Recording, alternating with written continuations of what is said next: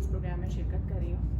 और मैंने लाइव ज़रूर देखा था पिछला वाला, लेकिन शिरकत नहीं कर पाई थी। तो सही कहा उन्होंने, आती जाती रहती हैं, इससे ऐसा लग रहा है जैसे मेरे कोई प्लेन है जिसमें मैं आती जाती रहती हूँ, ऐसा मतलब भी नहीं। कुछ घरेलू ऐसी इश्यूज़ हैं जिसकी वजह से मुझे टू एंड फ्रो होना पड़ता है। तो मुझे तो बहुत मज़ा आया। आंटी की जगमीती मुझे मेरा अपने पास्ट में लेके गई, और बहुत सारी चीज़ें मैं अपनी दोस्त सारिया बैठी है उसको भी मैं ये बोलने लगी कि ऐसा लग रहा है कि जैसे ये हमारी अम्मी की जगमीती है जो कि इन्होंने तहरीर की है। तो आप लोग जो हैं, मेरे जो पुराना घर था नाज़ाबाद में, तो उसके बहुत करीब हैं, तो वो इलाका भी मेरा बिल्कुल जाना माना सा है। तो बहुत सारी यादें वाबस्ता हैं इससे।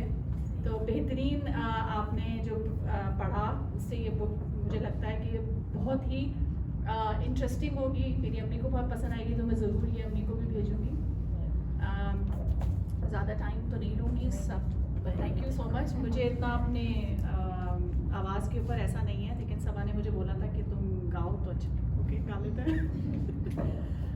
ये दोस्ताना महफिल है, तो आप हाँ, तो वो दोस्ताना ही रहेगा। तो आप लोग जो हैं वो कान बंद कर सकते हैं।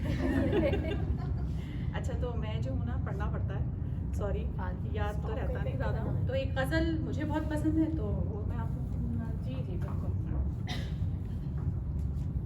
हमके ठहरे अजनबी, कितनी मदारातों के बाद हमके ठहरे अजनबी, कितनी मदारातों के बाद फिर बनेंगे आशना, फिर बनेंगे आशना, कितनी मुलाकातों के बाद हमके ठहरे अजनबी।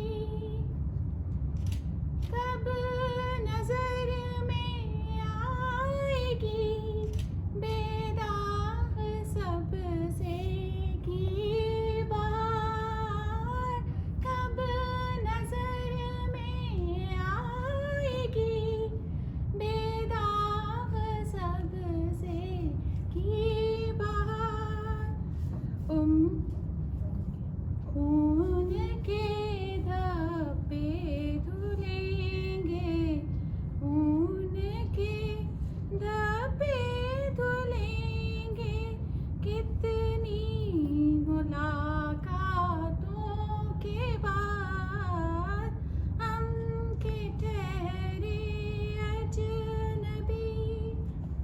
मुझे जो है वो लिरिक्स याद नहीं रहते हैं, but thank you very much for listening.